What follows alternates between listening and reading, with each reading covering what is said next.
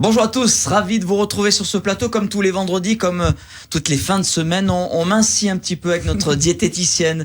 Bonjour Aurélie. Bonjour Gilles. Une question de Anaïs. Anaïs vient d'accoucher. Elle vous demande, côté alimentation, on mange quoi pour récupérer après un accouchement ? Alors oui, c'est vrai que Anaïs a raison. Après l'accouchement, il y a la fatigue, la chute d'hormones. Donc une alimentation adaptée, très spécifique et bienvenue pour se rebooster plus rapidement. Donc du coup, comment faire ? Alors d'abord, on va commencer la journée par un bon petit déjeuner. Un petit déjeuner protéiné à base d'œufs, par exemple, pour la vitamine A, la vitamine D et la vitamine E, qui va tout simplement renforcer notre système immunitaire et protéger notre vision. Associé à cet œuf, on va utiliser un glucide de bonne qualité. Donc par exemple, une source de pain complet ou du pain au sarrasin par exemple, associé à un produit laitier, type par exemple un produit laitier végétal comme un yaourt au lait de coco. Donc ça va être pour le petit déjeuner.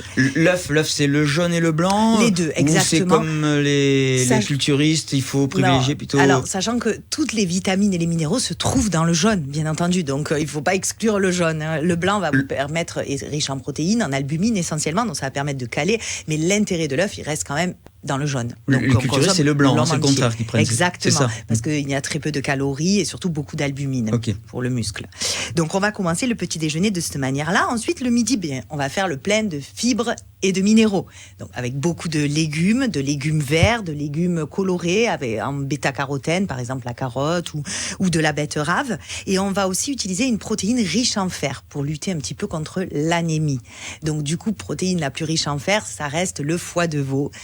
Donc je sais que c'est pas du goût de tous. Oui, c'est vrai, pas tout le monde apprécie. Moi, j'adore. Exactement. Tant mieux, parce que c'est quelque chose d'intéressant.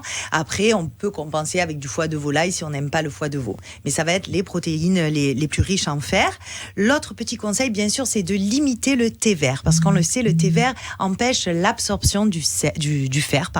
Donc surtout, hydratez-vous de manière régulière, bien entendu, pour lutter contre la fatigue, mais avec de l'eau. Limitez le thé et le café. Donc ensuite, on va tout simplement abuser de certains aliments qui sont bons après l'accouchement. Donc premièrement, on a les noix. Les noix, pourquoi ? Pour lutter contre la fatigue et aider au transit. Donc essayez d'en consommer au moins une fois tous les 4 jours pour avoir un transit assez régulier. Les noix, les amandes. Les noix, les amandes, effectivement, tous les fruits oléagineux. Le chocolat noir, alors pas n'importe lequel, bien sûr, le chocolat à 70%, qui va améliorer la circulation sanguine et qui va participer à lutter contre votre stress avec le magnésium qu'il contient. Donc ça, c'est intéressant. Le poisson gras pour refaire nos réserves en oméga 3, tout simplement puisque le fœtus a puisé tout ça. Des huîtres pour les oligo-éléments ainsi que les protéines. Et ensuite, encore une fois, des légumes, des fruits et des légumes pour l'hydratation et les fibres. Et les apéros, est-ce qu'Anaïs peut reprendre les apéros ? Alors, Anaïs peut reprendre les apéros si elle n'allaite pas, bien entendu. Sinon, c'est interdit, on précise. Ça va de soi, sinon le bébé... Voilà. Merci beaucoup, Aurélie. Je vous en prie. On vous dit à la semaine prochaine, évidemment. On peut vous consulter à votre cabinet, Open Mirabeau. Pour cela, on va sur doctolib.fr. À très vite. Au revoir. Au revoir.